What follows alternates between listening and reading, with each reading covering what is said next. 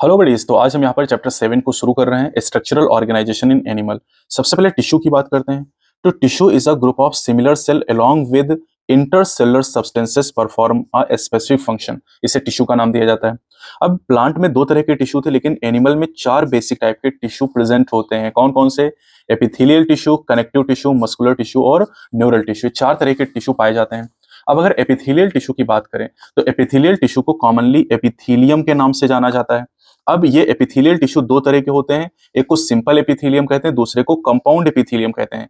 Simple epithelium में single layer cell की पाई जाती है, लेकिन कंपाउंड एपिथेलियम की बात करें तो यहाँ पर दो या दो से ज्यादा सेल की लेयर पाई जाती हैं और इनका मेन काम होता है प्रोटेक्शन करना। हेलो बडीज, आज हम बात करेंगे एपिथेलियल टिश्यू के बारे में। एपिथेलियल टिश्यू दो तरह के होते हैं, simple and compound. Simple tissue जो होते हैं वो तीन तरह के होते हैं, squamous, cuboidal and columnar epithelium. अब स्क्वैमस एपिथेलियम की बात करें तो स्क्वैमस एपिथेलियम में सिंगल लेयर होती है फ्लैटेंड सेल की, जिनमें इरेगुलर बाउंड्री होती है। कहाँ मिलेंगे? Wall of blood vessel and air sac of lung. काम क्या है? डिफ्यूजन बाउंड्री बनाना। क्यूबॉइडल एपिथेलियम की बात करें तो क्यूब लाइक सेल यहाँ पर होती हैं। कहाँ पर पाए जाते हैं? ये पाए थे duct of gland and tubular part of nephron kidney यानी पीसीटी और डीसीटी में, और इनका मेन फंक्शन सिक्रीशन और एब्जॉर्प्शन का होता है। पीसीटी की बात करें तो यहाँ पर माइक्रोविलाई भी पाई जाती हैं। तीसरा कॉलमनर एपिथेलियम की बात करें तो यहाँ पर सिंगल लेयर टॉल और सिलेंडर सेल की होती हैं। इनका न्यूक्लियाई बेस पे पाया जाता है और ये लाइनिंग बनाती है स्टमक और इंटेस्टाइन की। काम होता है सिक्रीशन और एब्सॉर्प्शन। हेलो बडीज, आज के इस वीडियो में हम बात करेंगे सीलिएटेड एपिथेलियम के बारे में।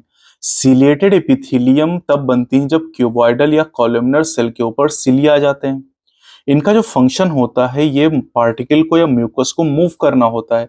सीलिएटेड एपिथेलियम पाई जाती ब्रोंकियोल और फैलोपियन ट्यूब में, बहुत इंपॉर्टेंट है। इसके अलावा अगर हम बात करें यहाँ पर ग्लैंडुलर एपिथेलियम, तो अगर क्यूबॉइडल और कॉलमनर सेल सिक्रीट करना शुरू करती हैं तो इन्हें ग्लैंडुलर एपिथेलियम कहते हैं। ये दो तरह की होती है, unicellular gland and multicellular gland. Unicellular glandular epithelium का example goblet cell of alimentary canal और मल्टीसेलुलर में एग्जांपल है सिलाइवरी ग्लैंड्स। हेलो बडीज, आज हम बात करेंगे एक्सोक्राइन और एंडोक्राइन ग्लैंड के बारे में। देखिए, जो एक्सोक्राइन ग्लैंड होती है बेटा, उनके पास डक्ट होती है और ये सिक्रीट करती है mucus, saliva, ear wax, oil, milk and digestive enzyme को। अब अगर एंडोक्राइन ग्लैंड की बात करें तो इनके पास डक्ट नहीं होती, इसलिए इन्हें डक्टलेस ग्लैंड कहते हैं और इनके प्रोडक्ट को, इनके सिक्रीशन को हार्मोन का नाम दिया जाता है। क्लियर? कंपाउंड एपिथेलियम की बात करें बेटा तो ये मल्टी लेयर्ड एपिथेलियम होती हैं और इनका मेन फंक्शन होता है प्रोटेक्शन करना। कहाँ मिलेंगी? ये पाई जाएंगी dry surface of skin, moist surface of buccal cavity, pharynx में, inner lining of duct of salivary gland और पेनक्रियाटिक डक्ट। और ये जो एग्जाम्पल आपको दिए गए कंपाउंड एपिथेलियम के बहुत इंपॉर्टेंट हैं। देखिए, जो सिंपल एपिथेलियम वो यूनिलेयर्ड होती है और जो कंपाउंड एपिथेलियम है वो मल्टी लेयर्ड होती है। यहाँ पर कंपाउंड एपिथेलियम का फिगर भी आपको दिया गया है। हेलो बडीज, आज के इस वीडियो में हम बात करेंगे स्पेशलाइज्ड जंक्शंस के बारे में। तीन तरह के जंक्शन एनसीईआरटी में आपको दिए गए हैं। एक है टाइट जंक्शन, दूसरा है एडहेरिंग जंक्शन और तीसरा है गैप जंक्शन।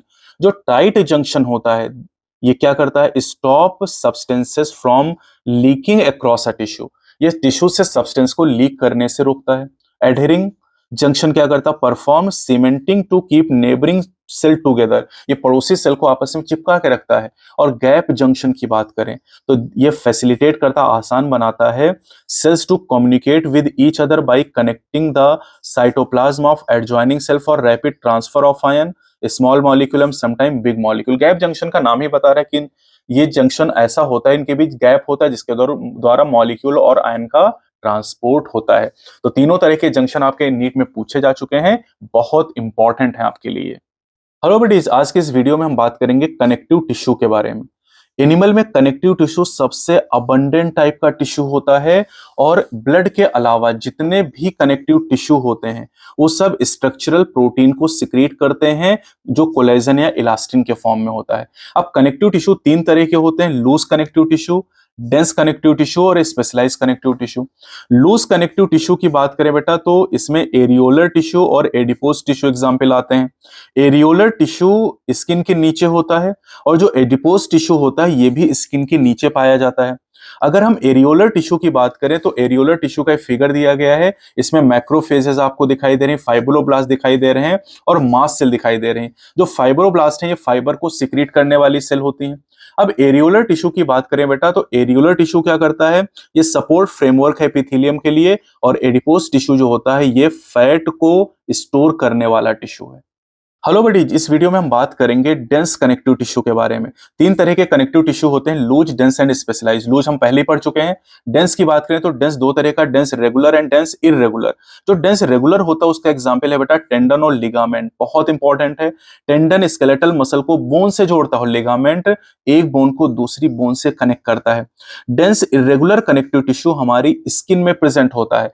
अब अगर स्पेशलाइज टिश्यू की बात करें तो कार्टिलेज, बोन और ब्लड जो होते हैं बेटा ये स्पेशलाइज्ड कनेक्टिव टिश्यू के एग्जाम्पल हैं, जिसमें कार्टिलेज की जो सेल होती है उन्हें कॉन्ड्रोसाइट का नाम दिया जाता है। और ये ज्यादातर कार्टिलेज जो वर्टिब्रेट एम्ब्रियो में पाई जाती है वो एडल्ट में बोन से रिप्लेस कर दी जाती हैं। कार्टिलेज कहाँ कहाँ मिलेंगी? कार्टिलेज पाई जाती है टिप ऑफ नोज पर, outer ear joint, between adjacent bone of vertebral column, limbs और हैंड। और ये नीट में आपसे पूछा गया था कि adjacent bone of vertebral column यानी वर्टिब्री के बीच में कार्टिलेज प्रेजेंट होती है। हेलो बडीज, आज हम यहाँ पर बात करेंगे स्पेशलाइज कनेक्टिव टिश्यू के बारे में। जो कार्टिलेज, बोन और ब्लड है ये स्पेशलाइज कनेक्टिव टिश्यू के एग्जाम्पल हो जाएंगे। और इनमें से कार्टिलेज की अगर बात करें तो इनकी सेल को कॉन्ड्रोसाइट कहा जाता है। जो बोन की सेल होती हैं उन्हें ऑस्टियोसाइट कहते हैं, और इनमें कैल्शियम सॉल्ट और कोलेजन फाइबर होते हैं जो बोन को स्ट्रेंथ देने का काम करते हैं।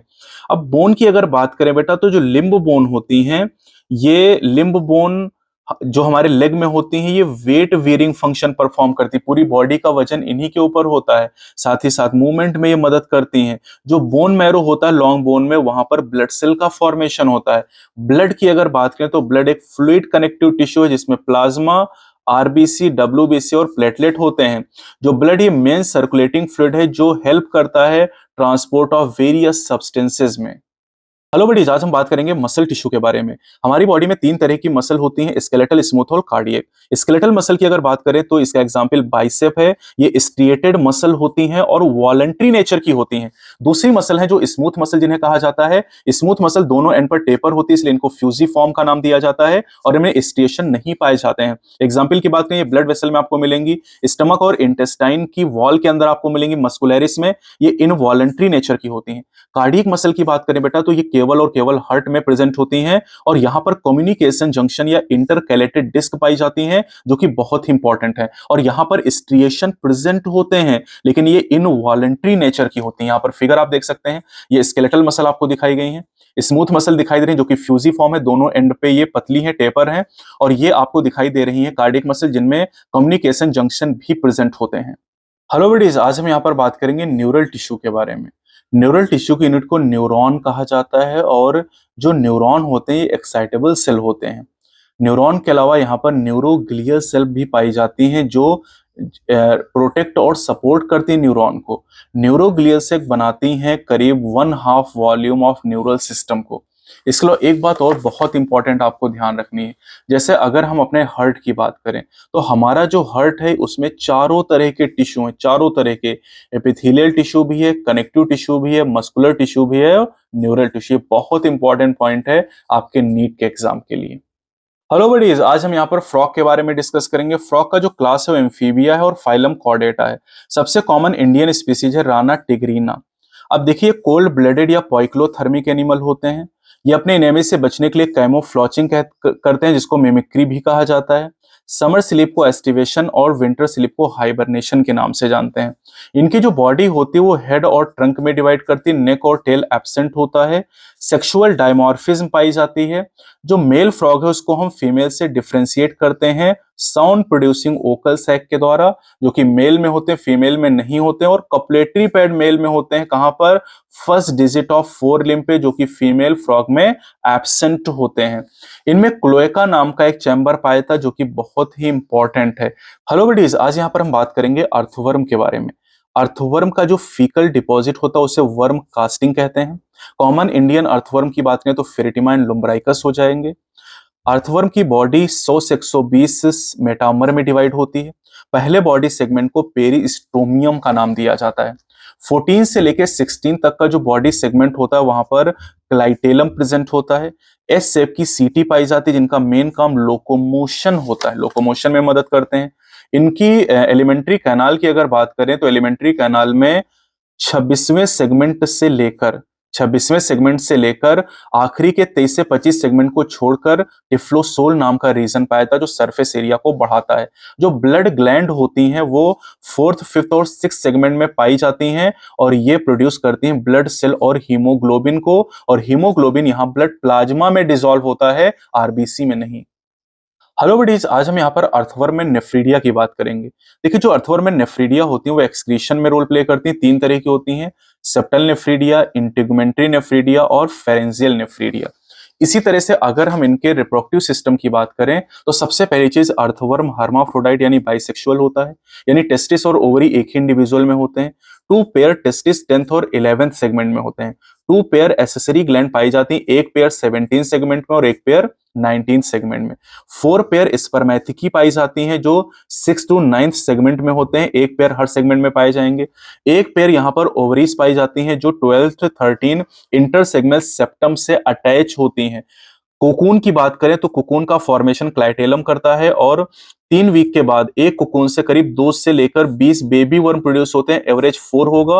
अर्थवर्म का डेवलपमेंट जो होता है वो डायरेक्ट होता है, यानी लार्वा का फॉर्मेशन नहीं होता है।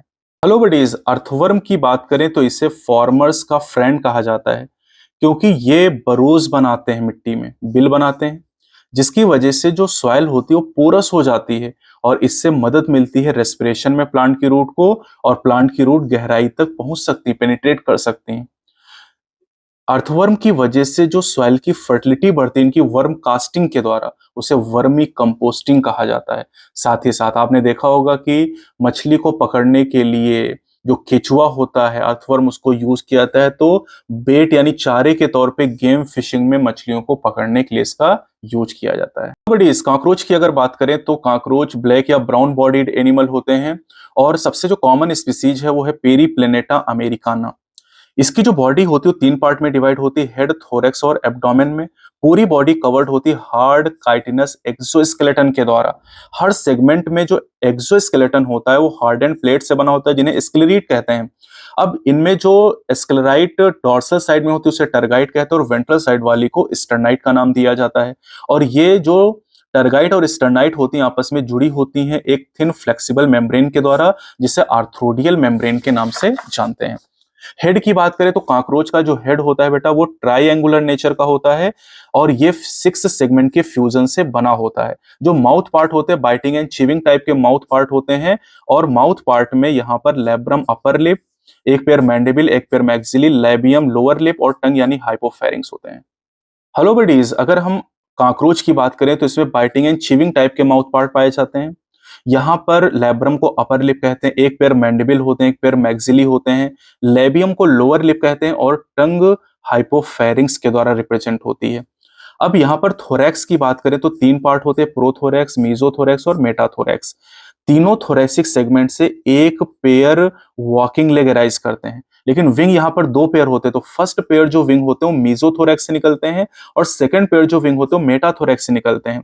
जो 4 विंग्स होते हैं यानी मीजोथोरैक्सिक, उनको टेगमिना कहा जाता है। ये ओपेक, डार्क और लेदरी होते हैं जो कवर करते हैं हाइंड विंग्स को। इनका फ्लाइट में रोल नहीं होता है। जो हाइंड विंग होते हैं ट्रांसपेरेंट होते हैं, मेम्ब्रेनस यानी पतले होते हैं और फ्लाइट में यूज्ड होते हैं यानी उड़ने में सहायक होते हैं।